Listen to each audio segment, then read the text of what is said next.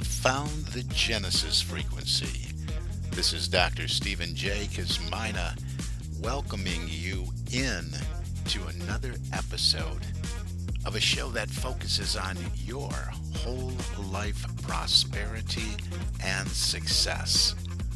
Whole life prosperity and success by cooperating with the universal laws that are available to each and every one of us. This is Quantum Leap Goal Achievement, radical personal transformation, whole life prosperity and success. Now, stay tuned for another exciting episode that'll move the needle in your life from where you are now to where you want to be. And here we are again. Good morning, good afternoon, good evening, whatever time of day it may be, wherever you are in the world. When you hit that play button, so glad you did. Yes, you have found the Genesis frequency. Welcome in. Glad you're here, whether it's the first time or maybe it's the 300th time. It doesn't matter. It's just super, super appreciative of all my listeners. So thank you for being here. I feel, tremendous value in the information that I share here, the wisdom that is shared and articulated in the way that, hey, I feel that it comes across with clarity so you can apply it in your life, in your personal life, in your professional life, as an individual, small business owner, or on your corporate team and your corporation, wherever you may be in that company, whether it's on C-suite executive or management supervision, executive team, whatever. These are basic principles, basic universal laws, ways of doing things that have been proven and time tested for decades, if not centuries, depending on what subject we're talking about. And as far as the subject, we're going to wrap it up today. We've been talking about SMART goals, smart or not so smart. I got on this subject a little bit because I came across more information that's just put out there. You know, this day and age, everybody's got an opinion, and that's fine. Everybody's entitled to their opinion. And there's a lot of bloggers, there's a lot of think tanks churning out stuff, and there's a lot of human resource departments that take on more and more and more, maybe perhaps outside their lane. I don't know. Every situation's different. But the company that I'm involved with as a franchisee, Leadership Management International, along with my company, Success Ocean International, LMI, as I refer to Leadership Management International, is actually the registered trademark holder of SMART goals as we are talking about them here. So, they know a little bit about how these have been proven, stood the test of time, so to speak. And so there's more of a scientific way, there's more of a logical way to go about SMART goals. So I really encourage you to go back and listen to the last couple episodes because we went through all of them except tangible. We're going to do that today. I'll do a brief recap, but not the entire thing. The first episode, you're going to hear why I talked about SMART goals, maybe smart, maybe not. A lot of times they're not smart because if we approach them in the ways that I've seen suggested out there, they can be very limiting. They can move us to a place of settling.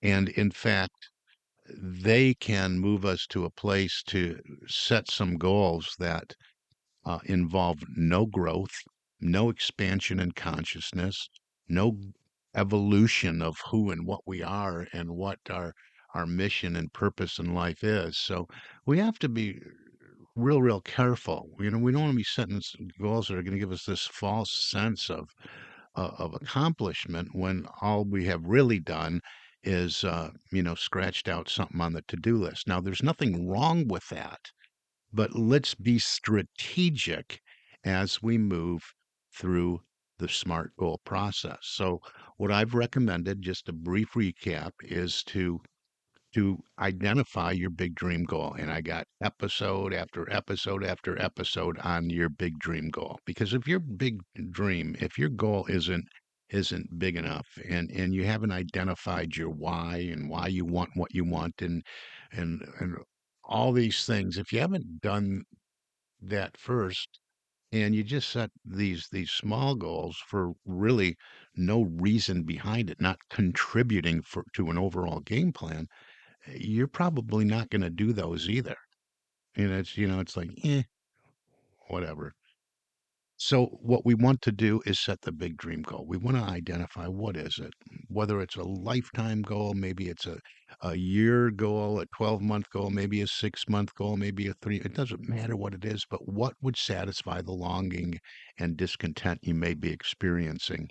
What would bring joy to your experience here, living life to the fullest? That goal that excites you and scares you at the same time. And we should weave a personal goal and a professional goal together so we have skin in the game on both sides of the coin. So our professional goal should have something in it for us personally, and our personal goal should have something in it for us professionally, and they're wrapped together, and that way it moves us along. They're both pulling us along. And so what we did is we identified that big dream goal, and then we looked at how do we chunk this thing down. Because when we look at the big dream goal, we don't look at the how. How is really none of our business at the beginning. We don't look at what we want and say, well, that's what I really, really, really want, but I don't know how I would do that, so I'm just going to throw that out. We don't do that. We've done that enough in our lives. We had a great imagination, probably as children growing up, and I know I did. You give me a roll of the cardboard paper towel tube, and an old towel for a cape, and I could be doing have anything I wanted to do in my imagination, and I was out for the day, having all kind of fun.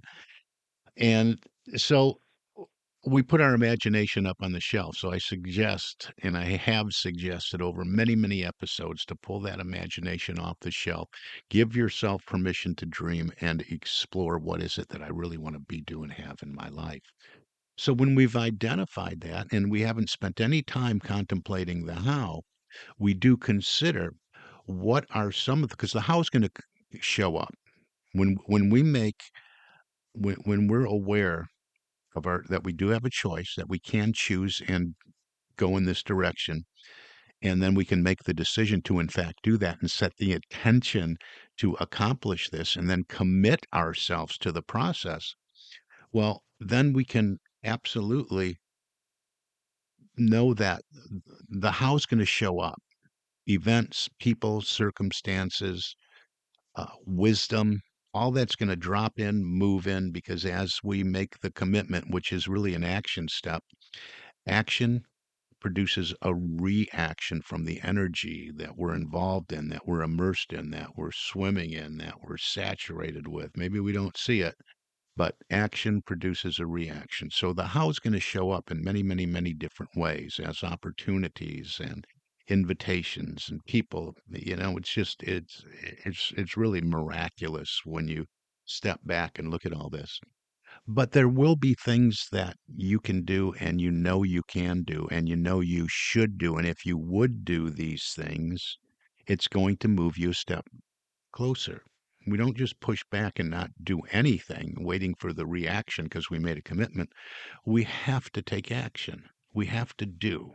So we become it in consciousness using the power of our imagination. We be the person that is experiencing what it is we've identified as the desire of our heart. And then we do the things we know we should do, and do the things we are inspired to do, and we do the things that show up and move in, that are like ding, ding, ding, ding, ding. Hey, do this. This will support you on your path.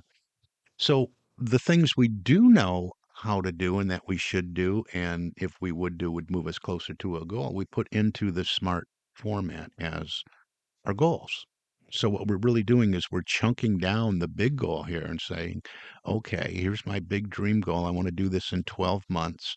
So what can I do each quarter? What can I do in this first quarter? And then we look at that first quarter. And this is just an example. You might have a goal that's a month goal. So you break it down. Okay, what can I do this week? You might have a weekly goal and what can I do this day? What can I do this morning? What can I do this afternoon? It doesn't matter. This is just an example.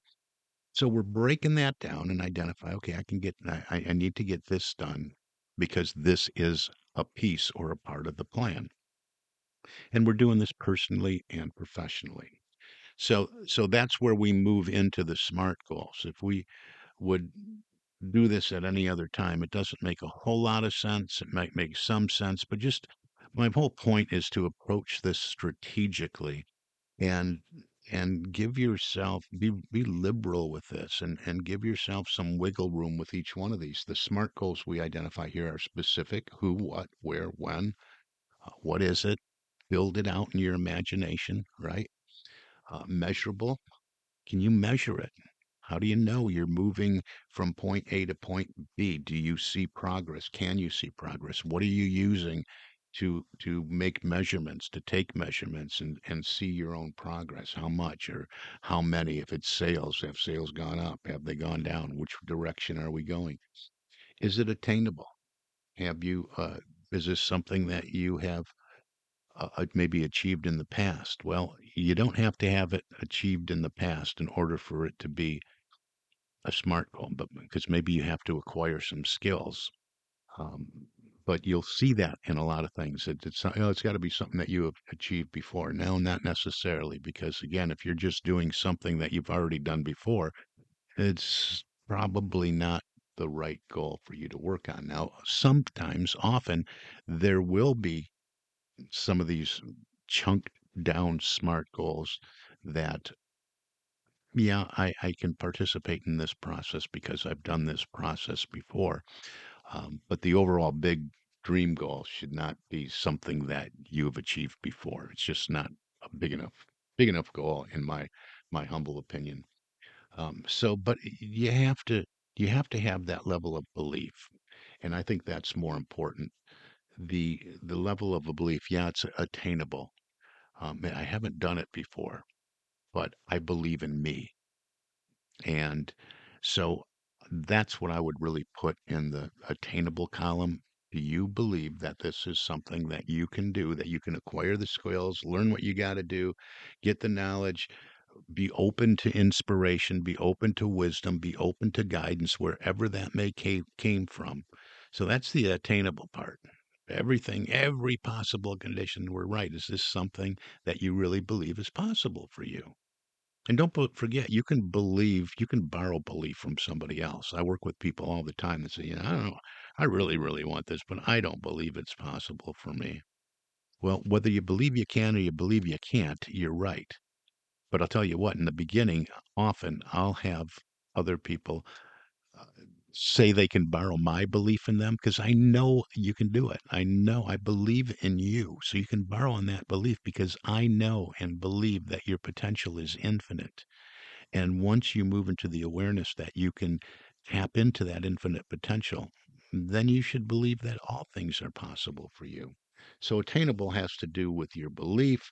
Realistic, again, realistic, just what we're talking about here is just, are you willing and able to do what's necessary? So, we talked about that a lot in the last episode, all these things. So let's move into tangible. So we've already covered specific, measurable, attainable, realistic, and those are the ones that can really limit you if you are not careful. So here's the tangible one. We want to be able to see it show up, right? We can have the intangible goals, and there's nothing wrong with those, but when we want to we want to even take those intangible goals that we have. Say you want to be more loving. You want to be in a more loving relationship, or you know, we can use any number of things that we could define as intangible and find ways that we can prove that they are showing up in our lives, for instance, because uh, intangible is something that's incapable of being perceived by any of our senses, especially the sense of touch. Okay, it's not definite. It's not clear to the mind, our mind or someone else's, for instance. And so we want it to show up as tangible.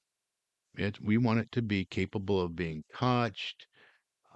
We want it to be in material form. What we're really doing is we want something that's taking that from the imaginary or the invisible world of non-form and moving it to the visible world of form. I think that's the best way I can really describe what we're doing in this step here. So we're moving it from the invisible world of non-form, our imagination, to the visible world of form. So what evidence will we have that this has been done? Because we can affirm all day, and we do this a lot in spiritual circles, and there's nothing wrong with it. I am open to the goodness and flow of grace, for instance, and that's great, and it's a wonderful affirmation. Nothing wrong with it. But how how do you make that tangible? How do you prove that? If that and maybe that's not a goal. Maybe that's just an affirmative state of consciousness you want to be in. That's great. There's nothing wrong with that.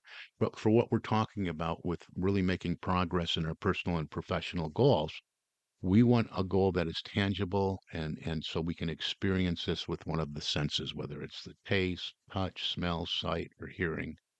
Intangible goals are your goals for the internal changes that you are required to make or maybe you're required to reach them internally to make manifest your more tangible goals. Personality characteristics and behavior patterns are perhaps some of those intangible things. Just identify tangible ways that you can measure them. Ask yourself, what evidence, again, is there that this is in my field of experience? Is it something going back to the measurement? Can I track this? Can I track this? Even some of the intangible things. I want to just show up. I want my personality to be perceived as a more loving, caring, kind, compassionate personality, a kind, caring, loving, compassionate individual. So just think of ways how can you make that something tangible that you certainly can imagine it and visualize it in your mind and I don't know what that is, right? But if you're imagining that you are this individual and you're becoming it, which you have to do first, remember there's order. Order is the law of the universe, heaven's first law, be, do, have. So you have to be it. So you're doing it in mind, right? And you're in consciousness using the power of your imagination. I am being kind, caring, loving, and compassionate in all ways to all people at all times and maybe that's the affirmation you build around that. How can this be a tangible thing that shows up? So I don't know what that might be to put that kind of goal into this format. Maybe it's 15 people compliment you on how you're showing up in the world. That's one way that you can make this tangible. Maybe doing this, I know there's several metropolitan cities that have the label of compassionate city or a compassionate city. Maybe there's some kind of award or certificate.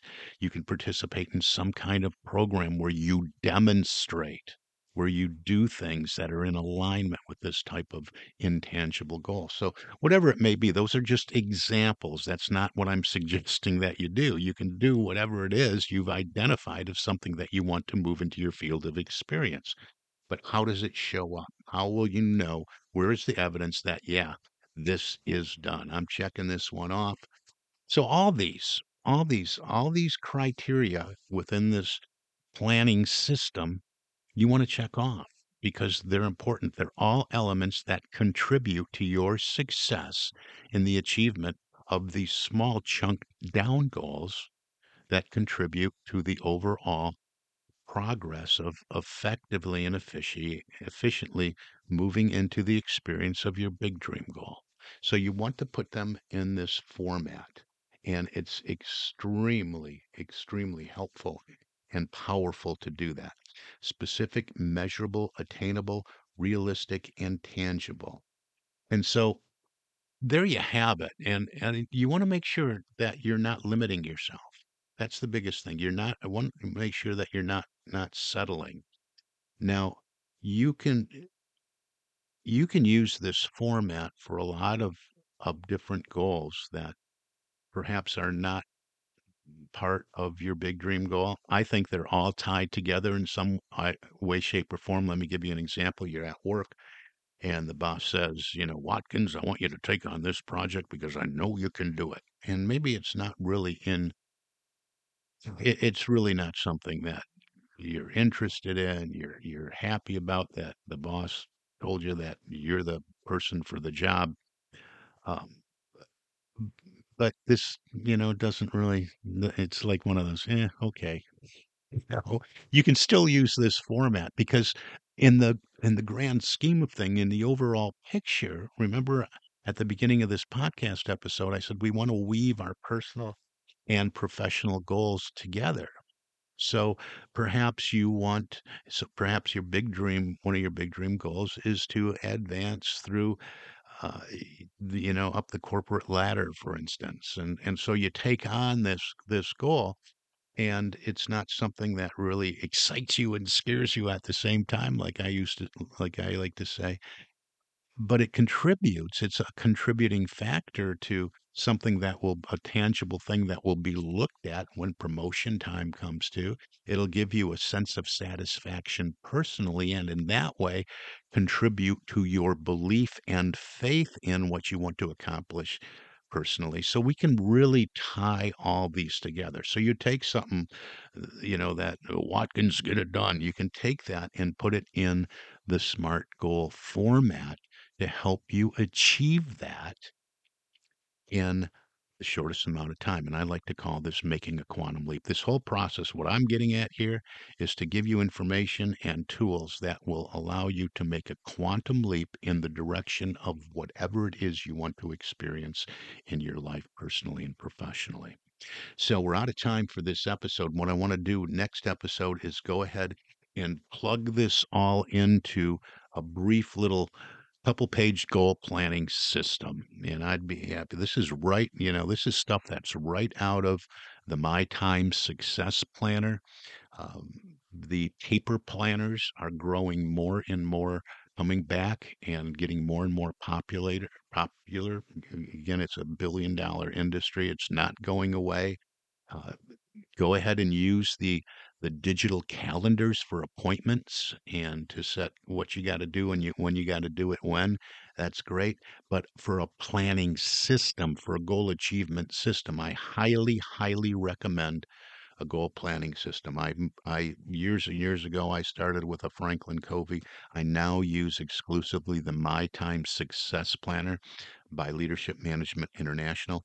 Very similar, but everything in it is designed to help you accomplish all of your goals, however you would classify them, big, medium, small, it doesn't matter.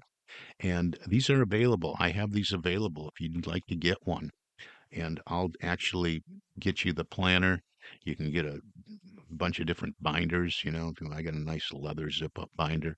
And then I'll do a workshop with you too if you want. I'm going to actually record another one that's just on the goal planning system.